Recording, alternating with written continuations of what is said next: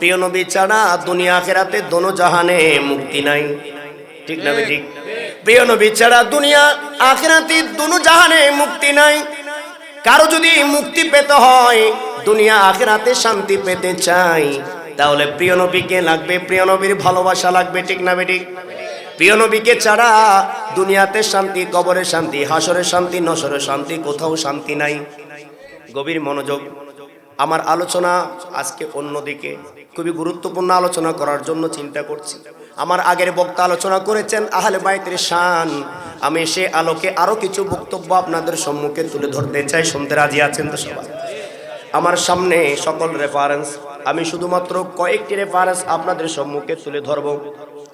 আহলে বাইত পাক পাঞ্জাতান যাদেরকে আমরা চিনি, একটু আগে বললাম প্রিয় নবী ছাড়া মুক্তি নাই, রহমত নাই, কল্যাণ নাই। সেই প্রিয় নবী বলতেছেন, ও আমার উম্মতরা শুনে নাও, আহিবুল্লাহ লিমা ইয়াকজুকুম মিন নিয়ামিহি।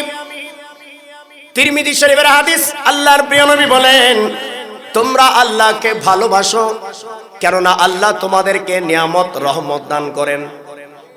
সুবহানাল্লাহ বলেন। আল্লাহ তোমাদেরকে নিয়ামত রহমত দান করেন, তাই তোমরা আল্লাহকে ভালোবাসো। আল্লাহর রহমত তোমরা পাও, তাই তোমরা আল্লাহকে ভালোবাসো। এরপরে প্রিয় নবী বলেন, ওয়া আহিবুনি, ওহে আমার উম্মতরা তোমরা আমি নবীকে ভালোবাসো, বিহুব্বিল্লাহ, যাতে আল্লাহর ভালোবাসা তোমরা পাও। আমি নবীকে ভালোবাসলে আল্লাহ তোমাদেরকে ভালোবাসবেন। আমি নবীর পক্ষে আসলে আল্লাহ তোমাদের পক্ষে হয়ে যাবেন। সুবহানাল্লাহ। এটা কোনো মোল্লার কথা নয়, হাদিস শরীফ থেকে বলছি, তিরমিজি শরীফের হাদিস।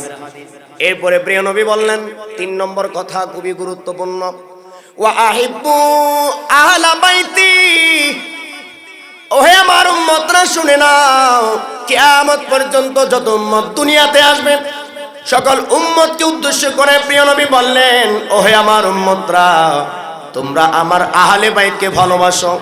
আহলে বাইতকে ভালোবাসলে বিহুব্বিল্লাহ বিহুব্বি, প্রিয় নবী বলেন আমার ভালোবাসা পাবে। আওয়াজ দিয়ে বলুন সুবহানাল্লাহ। তোমরা যদি আমার আহলে বাইতকে ভালোবাসো, তাহলে তোমরা অবশ্যই অবশ্যই আমি নবীর ভালোবাসা পাবে। আর আমি নবীকে যারা ভালোবাসো তারা অবশ্যই আল্লাহর ভালোবাসা পাবে। ঠিক না? আরো জোরে বলুন ঠিক কিনা? তাহলে একটা সিরিয়াল আছে কি নাই? একটা কানেকশন আছে কি নাই? আহলে বাইতকে ভালোবাসলে কাকে পাবো? জোরে বলেন কাকে? না, সর্বপ্রথম প্রিয় নবীকে। আর প্রিয় নবীকে পেলে কাকে পাবো? আরো জোরে বলেন কাকে পাবো? এটা কি কারো বক্তব্য না, হাদিস শরীফ?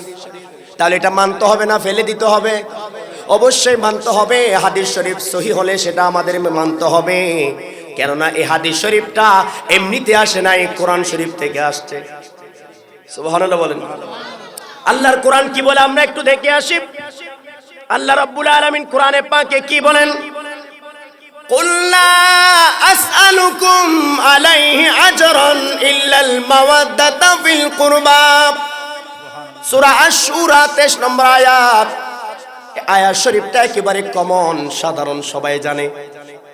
আয়াতটা আপনাদের সম্মুখে আমি তুলে ধরলাম। সূরার মধ্যে, কোরআন শরীফের মধ্যে একটা সূরা আছে, যে সূরার নাম হলো সূরা আশ-শুরা। এই আশ-শুরা সূরার 23 নম্বর আয়াতের মধ্যে আল্লাহ রাব্বুল আলামিন ঘোষণা দিচ্ছেন, গভীর মনোযোগ, কুল লা আসআলুকুম আলাইহি আজরান ইল্লাল মাওয়াদ্দাতা ফিল কুরবা। ওহে আমার বন্ধু হাবিব, আল্লাহর নবীকে আল্লাহ বলছেন, বন্ধু দেখেন মহাব্বত কাকে বলে। আল্লাহ সরাসরি না বলে প্রিয় নবীর মাধ্যমে বলছেন, কেননা আল্লাহর বাণী প্রিয় নবীর জবান। আওয়াজ দিয়ে বলুন সুবহানাল্লাহ। ওয়া মা ইয়ানতিকু আনিল হাওয়া ইন হুয়া ইল্লা ওয়াহয়ু ইউহা। আওয়াজ দিয়ে বলুন সুবহানাল্লাহ। সূরা আন-নজমের 3 নম্বর আয়াত। আল্লাহ রাব্বুল আলামিন বলেন, আল্লাহ কোনো কথা বলেন না, আল্লাহর নবী যাই বলেন তাই আল্লাহর কথা। সহজ করে বললাম, অনুবাদ করতে গেলে অনেক লম্বা করা যায়। অর্থাৎ প্রিয় নবী যাই বলেন তাই ওহী, তাই আল্লাহর বাণী। সুবহানাল্লাহ। এভাবে বিশ্বাস করতে হবে। কোরআন বলছে, আমরা বলছি না। আল্লাহর কোরআন বলে আমার হাবিব যা বলে তাই আমার বাণী, আমার হাবিব যা বলে আমার বন্ধু যা বলে তাই আমার বাণী, আমার কালাম। আল্লাহর কোরআন কিন্তু জবান হলো আমাদের নবী। ঠিক না বেটি? আরো জোরে বলুন ঠিক কি না? বুত তুলানোর জন্য নয়, বুঝার জন্য বলছে। একটা হাউস আছে, হাউজের পানি পড়বে সরাসরি আসে না, ট্যাপ দিয়ে পানি আসে। ঠিক না বেটি? হাউস থেকে পানি আসে কিন্তু ট্যাপ দিয়ে পড়ে। বুঝার জন্য বলছি, আল্লাহর কালাম কিন্তু আল্লাহ সরাসরি কোনো বান্দার সাথে কথা বলে না। আল্লাহর সাথে কথা বলার সাহস কারো নাই, শক্তি কারো নাই। আল্লাহ কথা বললে শুধু নবী রাসূলের সাথে বলেন। আল্লাহ সাধারণ মানুষের সাথে কথা বলেন না। এমনকি সাহাবায়ে কেরামের সাথে আল্লাহর কোনো কথা হয় না। এত মকবুল সাহাবী কই কোনদিন সাইয়েদনা আবু বকর সিদ্দিক রাদিয়াল্লাহু তাআলা আনহুর সাথে আল্লাহর কথা হয় নাই? ঠিক না বেটি? এভাবে সাহাবায়ে কেরামের সাথে আল্লাহর কথা হয় নাই, কারণ আল্লাহর বিধান হলো আল্লাহ কথা বলেন নবী রাসূলের সাথে। ঠিক না বেটি? সেজন্য আল্লাহ রাব্বুল আলামিনের সেই বাণী আল্লাহ সরাসরি মানুষকে বলেন না, নবী রাসূলদেরকে দিয়ে বলান। আল্লাহর কোরআনও তাই বলছে, কুল্লা আসআলুকুম আলাইহি আজরা। ও হে আমার বন্ধু, আপ খেয়াল করে শুনবেন।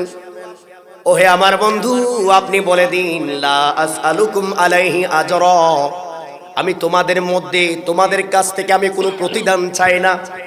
ও হে আমার উম্মত, আমি কলেমা দিলাম, দিন দিলাম, নাজাত দিলাম, জান্নাত দিলাম, রহমত দিলাম, কোরআন দিলাম, ইসলাম দিলাম, শাফাআত দিলাম, সব কিছু তোমাদেরকে আমি দান করলাম, কিন্তু তার কোনো প্রতিদান আমি চাই না। ইল্লাল মাওয়াদ্দাতা ফিল কুরবা, কেবল আমার নিকটাত্মীয় যারা, আমার আপন যারা, আমার আহাল যারা, তাদের ভালোবাসাটা আমাকে দাও। সুবহানাল্লাহ বলেন।